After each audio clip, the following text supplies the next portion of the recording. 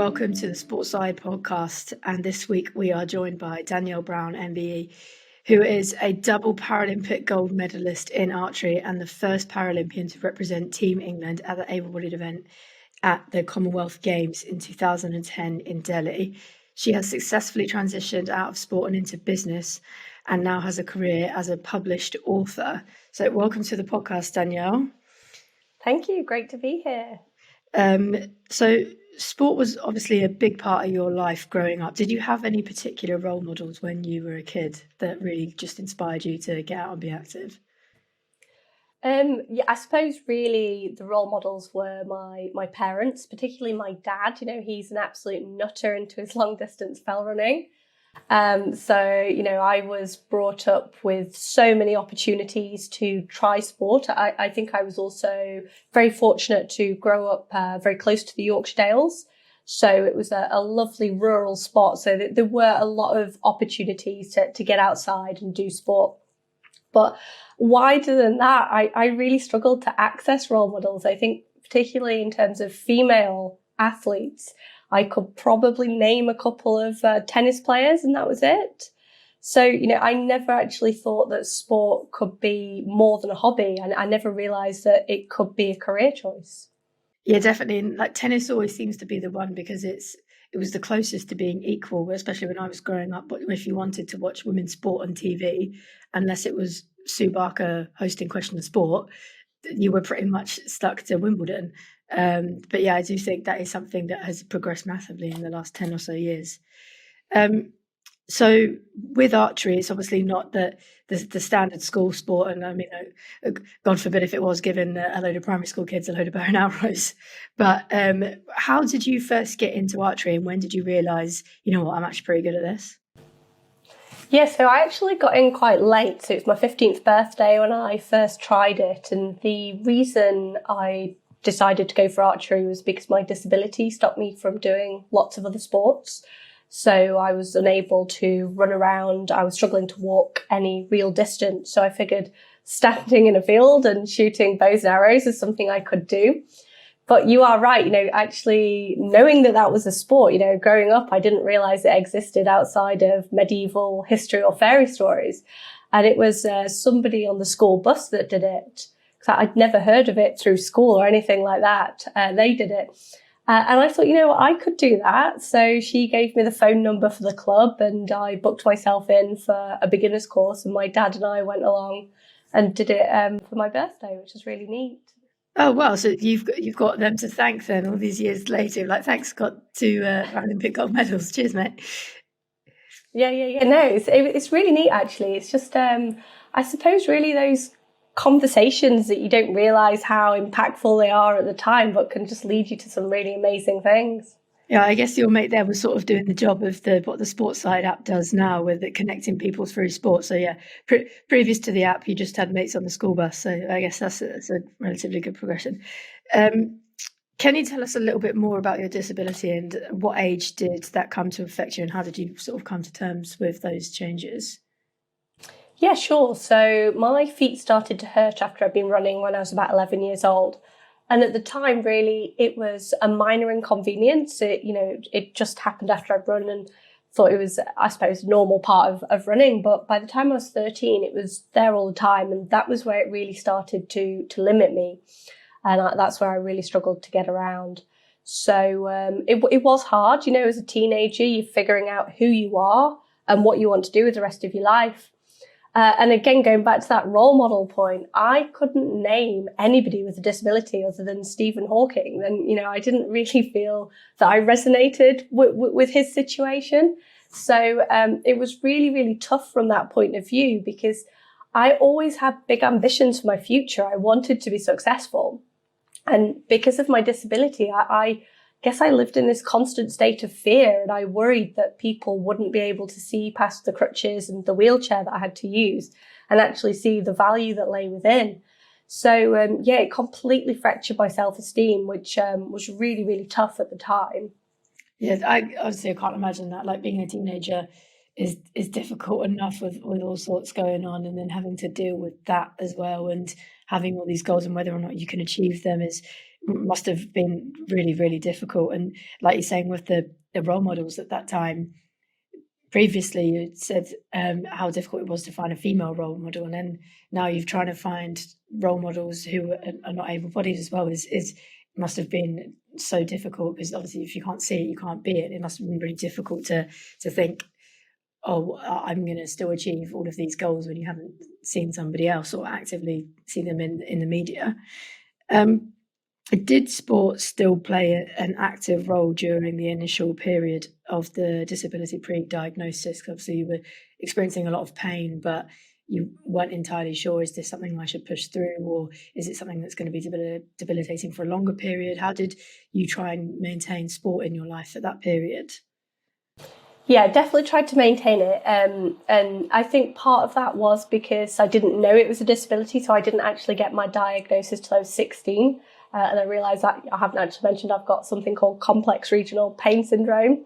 So it's a neurological condition that causes chronic pain in both my feet. But until I actually got that diagnosis at 16, I thought that I could get better. I thought that once the doctors figured out what it was, I suppose I was so naive. I just thought they could give me some tablets or whatever and I'd be fixed. So yeah, I did continue doing sport because sport has played a huge part in my family. We did a lot of activities together, walking, camping, cycling. My parents really tried to adapt.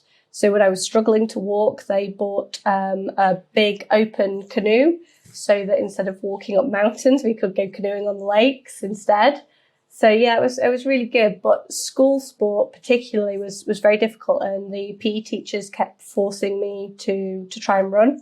So in the end, my mum just ended up pulling me out of PE. So I spent 2 hours a week sat in the school library, which wasn't so fun. Oh God, nah! I can't even imagine that.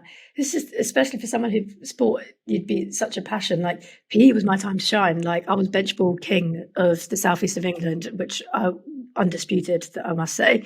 And like PE was, for me, it was such a huge part of life. So to not have that and the social aspects of it, it must have been so difficult.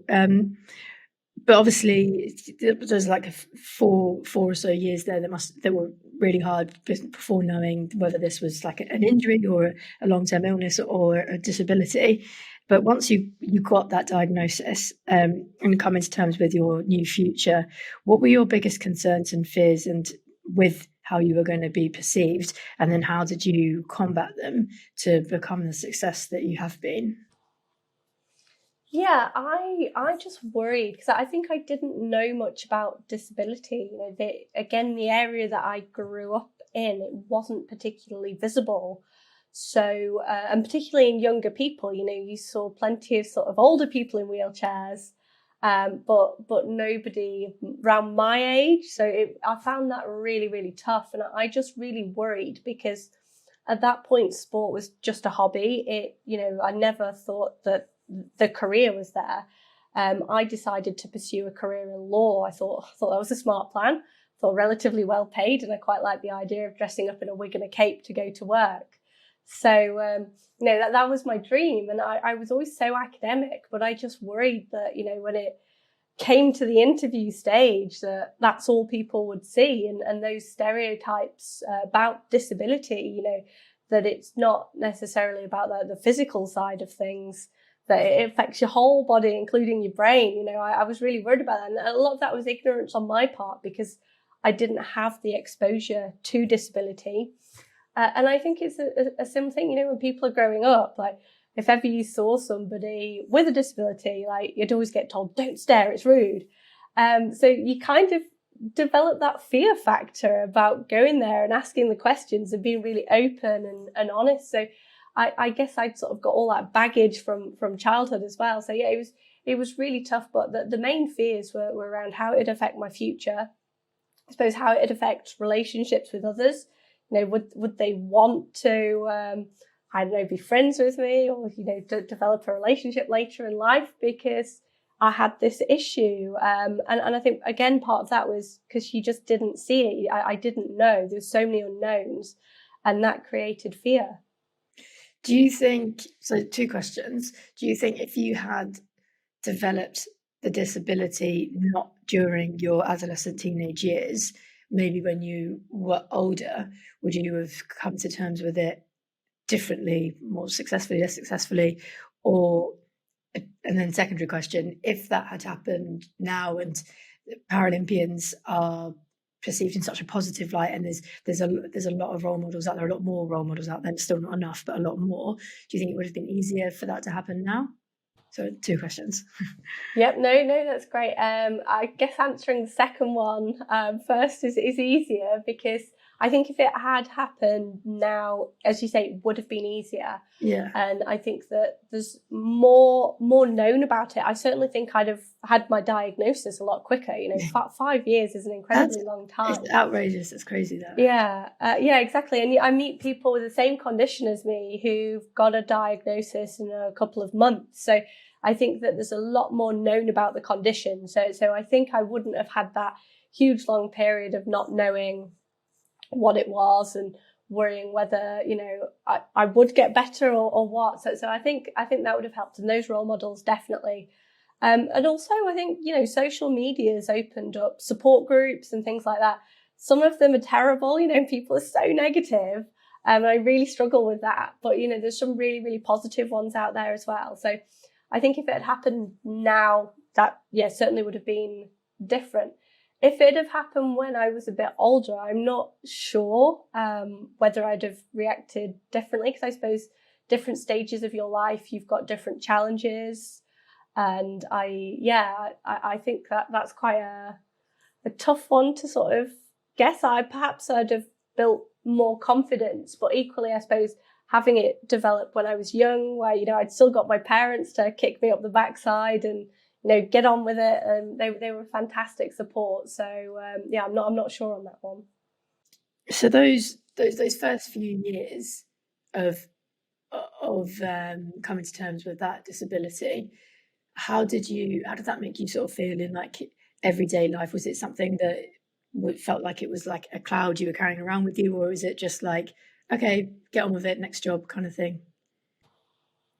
Yeah, I think all the way through I was determined that it wasn't going to beat me and that I was going to be stronger than it. And, it was hard. So, being in pain is just not nice. It's tiring. It hurts. But yeah, it wasn't going to beat me. And I remember signing up to do Duke of Edinburgh at school because all my friends were doing it. And I did my expedition on my crutches. I didn't have to carry the big heavy bag, fortunately. Nice. That went in the teacher's car. So we all put all the heavy stuff in my bag, which was quite good. But I couldn't walk for days after. I was in so much pain, but I was just determined to get around because it was something that my friends were doing. And as I said, it wasn't going to stop me. So I think a lot of that was down to my parents. They really pushed me. When it first started, they made me do all these physio exercises because they thought that would help. And I was in so much pain doing it. And absolutely, we had so many arguments about it. And I guess at the time, it did feel really cruel, but long term, it did me so much good in terms of pushing through it and having that resilience. Yeah, definitely. The resilience would have been massive for you.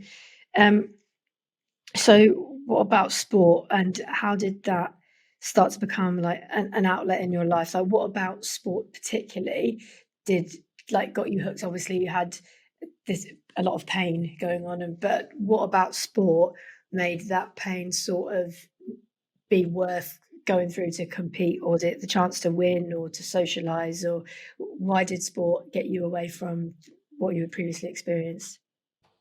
Yeah, I loved it. I loved being back outside.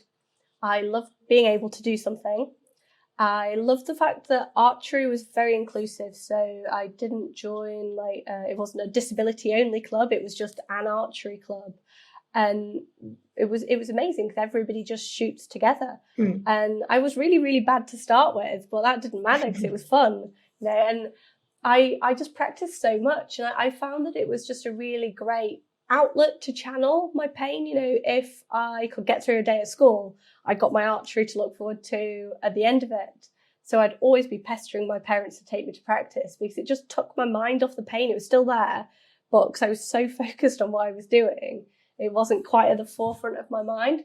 But then when, I started getting better and started improving, and I start beating able-bodied people in the club and then at competitions, it was just about my ability, which was just really, really nice. I suppose it was one of those few things where it was at that time where it was about the ability, not the disability. Yeah, definitely. It just would have evened that playing field for you in a form of life where people weren't looking at your crutches or what you could or couldn't do. It was more about you've just nailed 3 hours in a row and now someone's got to beat you. So good luck. Can you tell us like a little bit more about like archery as a sport and like sort of like what the systems are with big competitions such as the Paralympics? 'Cause I'm not particularly well versed. I mean, I love Lord of the Rings and Legolas was my favourite, I have to say. But in terms of archery as a sport, love watching it at the Olympics. But can you tell us a little bit more about how that sort of competition phase goes and what it takes to become a gold medalist, really? Yeah, sure. So first of all, we don't quite shoot bows like what you see Legolas shooting, the wooden longbow. So yeah, the two main competition bows: the recurve bow, which you see at the Olympics, which is more of a modern version of that traditional wooden longbow. And you've got a compound bow, which is what I shoot, which looks really, really cool. It's got 3 strings. It's got a cam pulley system. So I used to pull back 52 pounds, but when it went over the pulley system, I'd only be holding about 18. So it was faster, more powerful, more accurate, but that kind of made it into more of a mental game, which I absolutely loved. And that was the bit where I suppose I really, really stood out. And in terms of the competition, we would shoot 72 arrows as a ranking round at the big events. So London, we were shooting 70 metres, although now we've gone down to 50 70 metres? 70 metres, yeah. Bloody hell, I can't even see that far. Jeez, that's so far. I know, and I always say that a 10 ring is about the size of a CD, but, nobody uses those anymore, so I need to come up with a better analogy. But, yeah, it's so that was the highest scoring ring was about, that big. And it's 70 metres away? 70 metres, yeah. Good God. So, You'd be lucky it would get 50, let alone 70 metres away onto a CD. God, yeah, no, it's quite tough. I think people don't realise that because when you watch, as you say, at the Olympics, it's just so difficult to actually be able to judge that distance. You have the close-up of the shooter and then you've got the close-up of the target, and you probably just put 2 and 2 together, probably about 15 metres away. Yeah. No. Yeah. Hell no. That's outrageous. No. So, yeah. So performing at Paralympics in Beijing and London, like how was that? And obviously, like especially London, it was all about the hype of the event, and there was such big build-up, and there was such unreal atmosphere.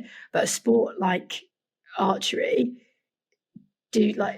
is that something that helps? Because obviously you've got to really control your nerves and your emotions. But obviously there's this huge, like biggest show on earth is happening in London and everyone's so excited. And then suddenly to do your sport well, you've actually got to be ice cold. How did you manage that?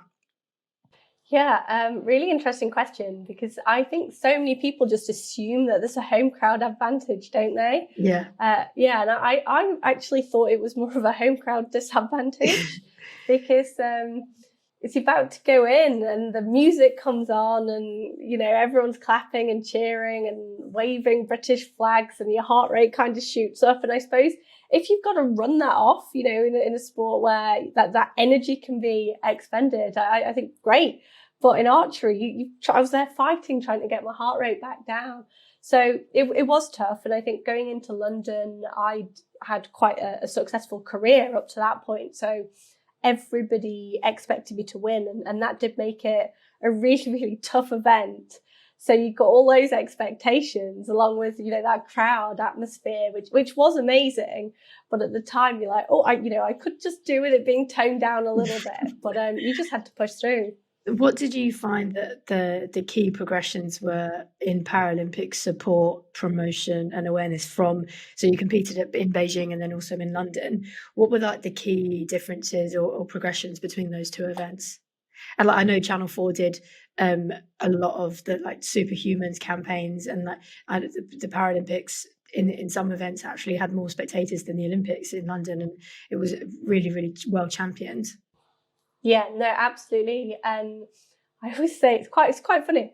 I did the same thing, you know, both games I got a gold medal, and actually in terms of raw score, I probably performed slightly better in Beijing. But after that event, I had 2 whole interviews, and I think archery might have got a grand total of 30 seconds on the TV back home. And in London, I had 2 full days of interviews. You know, it was literally, I know it's bonkers. You're up super early for the breakfast show, and then because you're stuck in traffic in London, I think I had like a couple of lunches in 2 days because it was just you were shipped from pillar to post. It was absolutely bonkers. Yeah, I think London especially did that incredibly well. And then obviously between Beijing and London, you've got the unique experience of actually performing at a Commonwealth Games as an able-bodied athlete and then also as a Paralympian. So what were the key differences that you felt between performing at an able-bodied event and then performing at an event like the Paralympics? And if there was one thing you could change that to make it more like an Olympic Games and to reduce those barriers, what would you change? Oh, that's a great question. I really enjoyed going to the Commonwealth, and I think in terms of the competition format, it was very, very similar.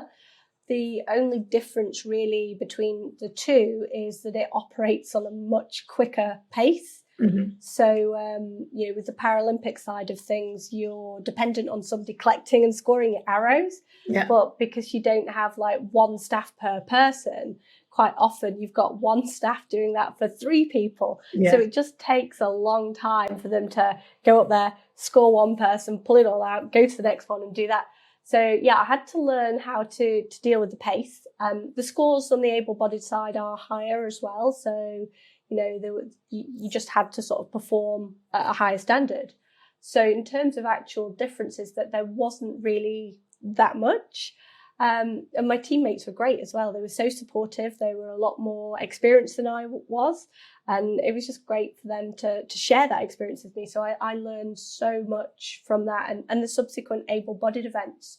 So in a way, I think because the pace was faster there, it made it easier for me on the para side.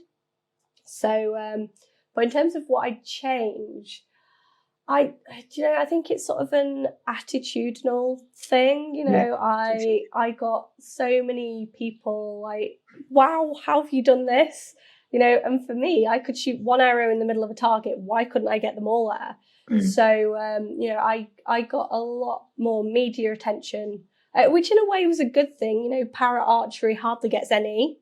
So because I'd done that, I started to get more opportunities, which was fantastic. But on the other side of things, you know, it was all about that disability. Like, how are you doing this? Which, you know, I didn't really think it was anything that special. I was just really working on my potential and what I knew I was capable of. Yeah, I guess it's a difficult one because, like you say, para archery hadn't had a lot of media attention and you were able to bring that.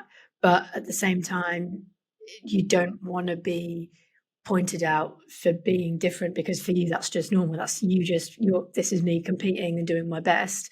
So it's hard because you need it to be news so that you can like be a role model and you can create that pathway for people in the future.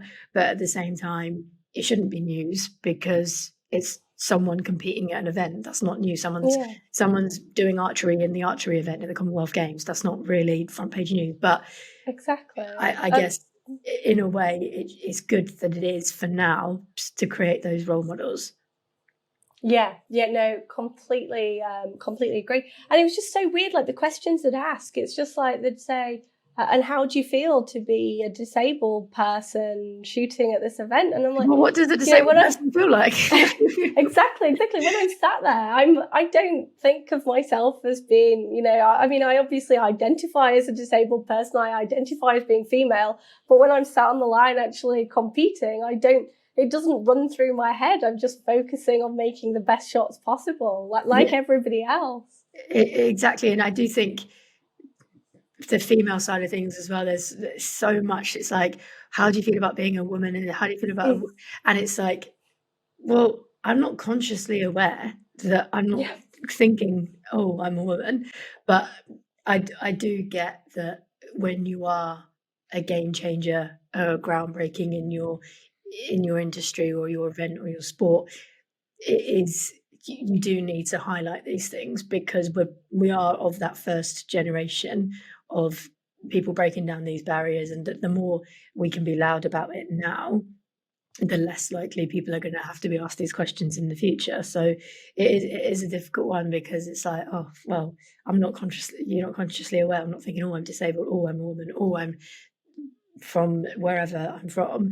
You're just there to do your job. And as an athlete, I think we're quite good at compartmentalizing your course of sport rather than everything else that's attached to it. But the media and society are very aware of all of those other bits that hang on the end of it. Sport has allowed you to travel the world from Arizona, Shanghai, Delhi, Beijing, and most impressively, Nottingham.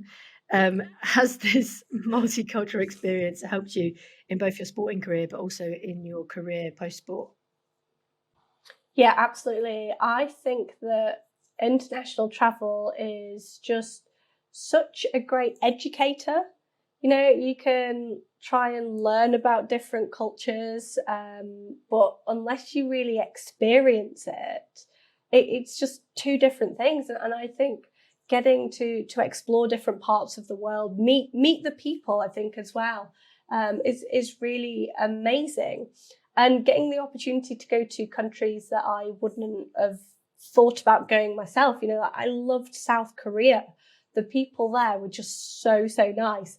Admittedly, I got fed up of having rice for breakfast, lunch, and dinner. After about 4 days, that gets a little bit tiring.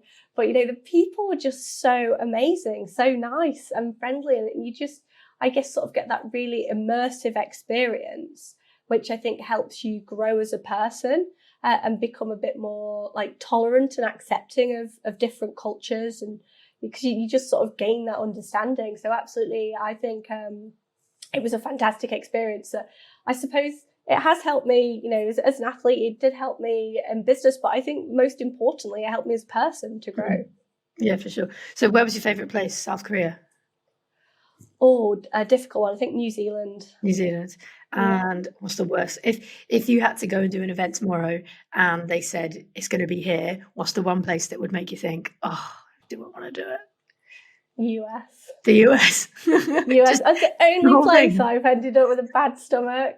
I just, you know, after like so many days of the grease and salt and sugar, my body couldn't cope. Yeah. You order an extra small and it comes out twice the size of your head. Yeah. On that one. Traveling the world alongside your sport, how did you cope with, so like building your specific sports routine? A lot of athletes are quite meticulous with how they have their like game day routine and performance day routine alongside the travel, and then having to manage a disability. How did you cope with that and your sort of performance routine? Yeah, I think one of the things that people possibly don't know about a disability is how much planning is involved. So you've always got to be thinking ahead, because it does tire you out.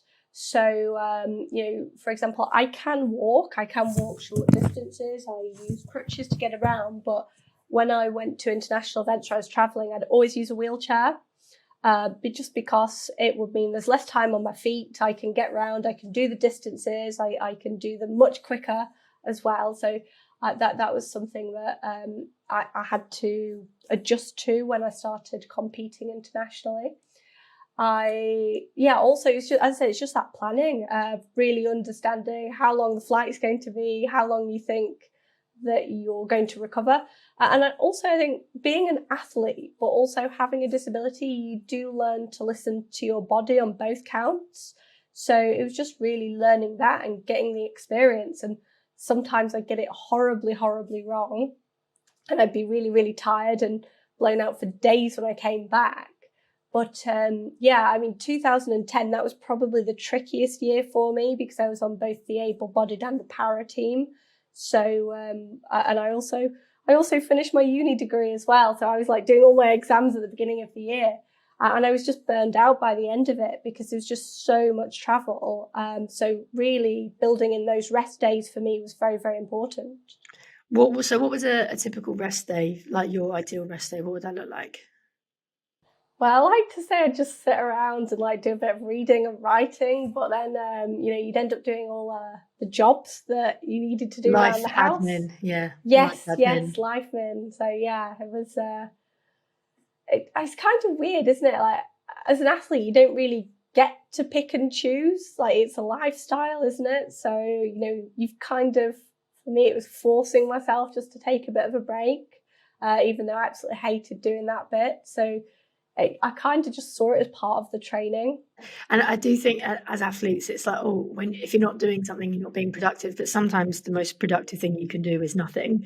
And other times the best thing you can do to rest is be productive because you feel that you've done something productive. And I guess it's that constant battle between like, am I doing enough or am I doing too much? And unfortunately, sometimes you don't know till it's happened. So like you're saying, when you were getting burnt out, I'm sure whilst you were doing it, you didn't have time to even think, is this too much? You just did it. That's like your sport. If you've got a competition, you go and you compete and that's it. And then only when you get back and you have time to reflect, you think, it was a bit much.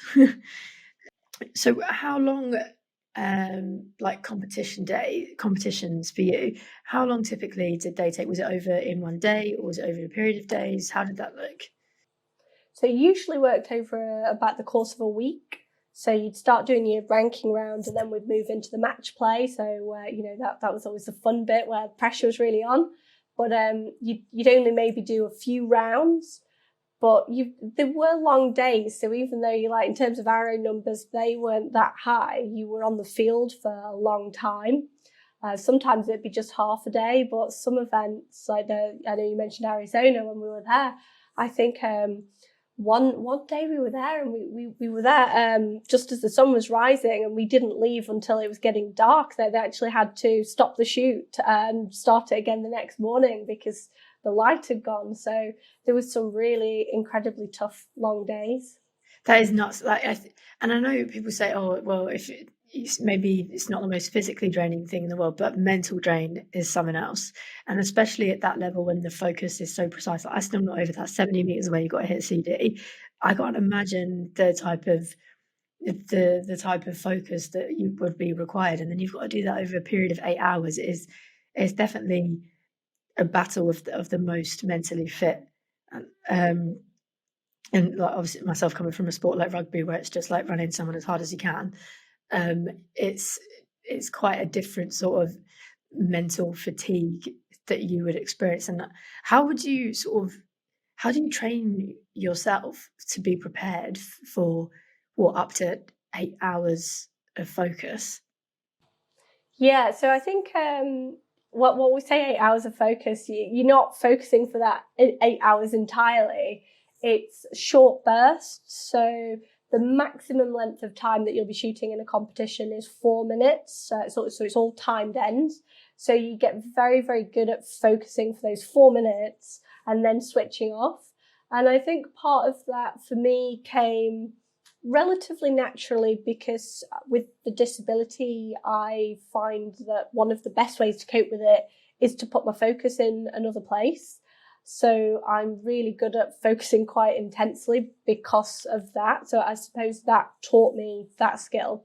But you just learn it, I guess practicing and experience, you just sort of learn how to switch on and off really quickly. Yeah. I guess it's that ability to get yourself back and then back down again, for sure. So post-sport, you've transferred into business and co-authored the Telegraph shortlisted children's sports book of the year 2020, Be Your Best Self, Life Skills for Unstoppable Kids. And you're about to launch your new book, Run Like a Girl. Can you tell us a little bit about that book and then the aspirations with your career post-sport? Yeah, sure. So, super excited about Run Like a Girl. As I mentioned at the beginning, struggling to access female role models. I just thought that it'd be a great place to showcase what women in sport are doing, and doing it in a way where we focus on those really positive characteristics and traits that aren't always associated with women. So the resilience, the grit, the determination, sort of bouncing back from failure, and showing that it's not just about necessarily those amazing performances on the sports field. It's looking at those journeys and how different they are. So it's just so, like, for me, it was just so inspiring to learn about sportswomen that I hadn't even heard of, because in some respects the sports coverage is just rubbish. You know, But rubbish is 4% of all sports media is women. So yeah, exactly. Rubbish is an understatement. So yeah, I just wanted really to do my bit there. And for me, one of the reasons I chose to do that was because working in the corporate sector, so setting up my business, I do training and consulting and speaking. And again, particularly I specialize in disability and gender. So looking at those barriers that people with disabilities or that women face specifically, and what we can do about that. And it was just really interesting because I just kept coming back to all these limiting beliefs. And a lot of them really just stemmed from messages that we're taught in childhood. Yeah. But not necessarily that they're direct. It's just that, you know, you pick it up from watching adverts on TV or watching those behaviors and roles and responsibilities that people take. And I just thought, really, you know, you're putting a sticking plaster on it. And when you become an adult, really, you need to sort it out at the source. And I just thought sports, the thing I love, it's something I know about. Maybe I can try and change some of those stereotypes, but by just sort of challenging those perceptions for a younger audience. Yeah, definitely. Who was the most, or you can't have a favourite, obviously, but who was one of your favourites that favourite women that you wrote about or found out about during the process of creating that book? Yeah, sure. So it was so hard narrowing it down to just 50 to start with. That was really, really tough. And I think, you know, I wanted to try and do this spread so it wasn't just about like, you go here, you win a gold medal. It was sort of looking at all the different dimensions. And for me, you know, I love the adventure side of things. I thought that was really cool. I mean, obviously a big fan of team sports as well. That was really interesting because I didn't come from a team sport. But really, I think what I resonated with was the resilience, the grit, overcoming adversity. And for me, I think that was really shown by Yusra Mardini, the Syrian swimmer who she competed in Rio under the refugee flag. And just like, committing to that goal and actually what she overcame to get there was just so incredible. It sort of puts things into perspective, sort of the barriers that we have to overcome to compete or to get good at a sport. When you've got someone like that competing at an Olympics, it's unreal, isn't it? What are the key aspirations in 5 years' time? Where would you like to be with your business, and what are the key aspirations that you would like to have? Sure. So I've just really embarked on this the children's book writing in the last couple of years, and that's something I'd love to expand on a bit more. I would throw this out there right now. I would love to write a novel. So I tend to focus more on non-fiction at the minute. But for me, that's more of a passion project. So, but definitely something I want to continue. But in terms of the business, really, I want to get into more schools. I want to work with more younger people. So I've got online programs and a variety of different initiatives and projects just to help. But and in the corporate sector, again, it's just about widening my reach, helping more people with disabilities, helping more women achieve their goals. So if you had the ability to speak to every kid aged between 8 and 12 in the country, what would be the key message you would want to get across in terms of, you say before about how there's so many sort of subliminal messages in the media for kids growing up. What is the one thing you could, if you just be like, right, let's nip this in the bud now as a kid, stop saying this or start doing this or don't look at people in this way? What would be one of those top things you'd love for every kid in the country to be aware of? Yeah, so I think really it's 2 words, and that's I can. Yeah. And, it's really understanding that you can do what you set your mind to. You can follow your dreams. Yeah. You know, and I think that's really important, that passion piece, because if you don't have that passion there, you're not going to want to put in the time and effort to get there.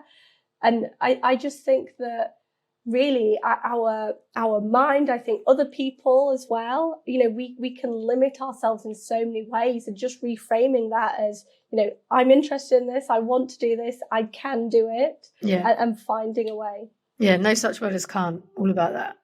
I'm going to get into the quick fire questions.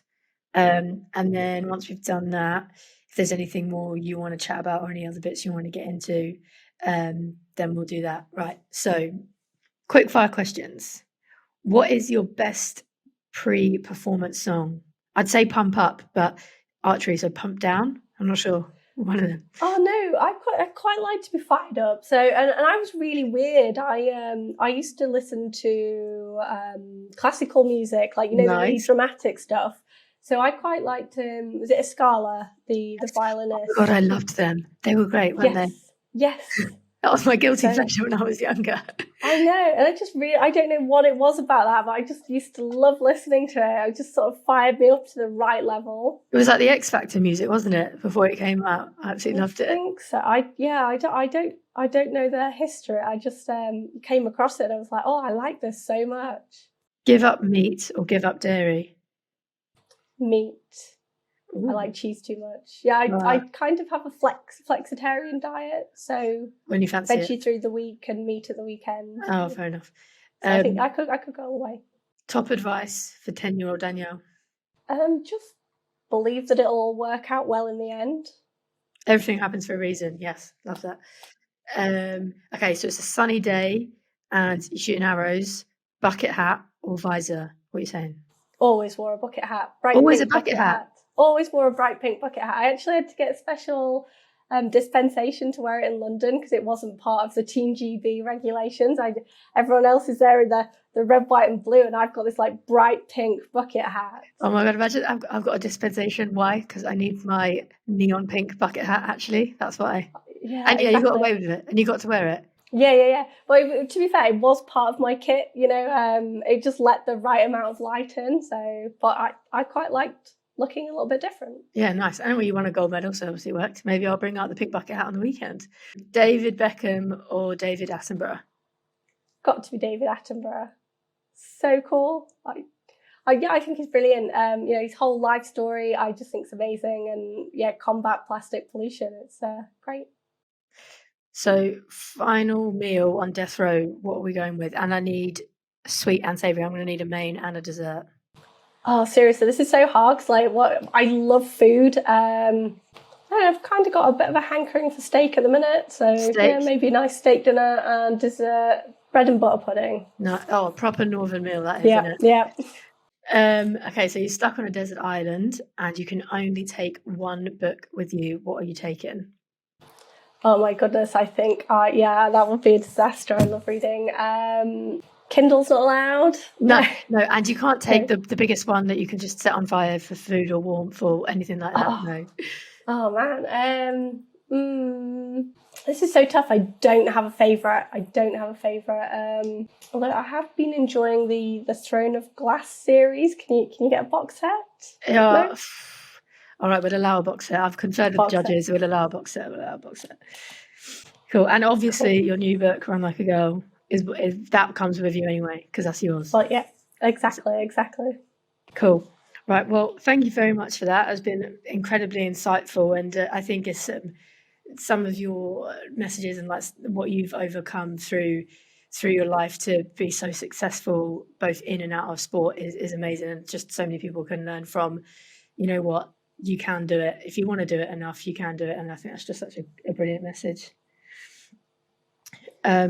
Is there anything else you would like to go over? I think you've covered most of the things there, but no, yeah. It was really fun.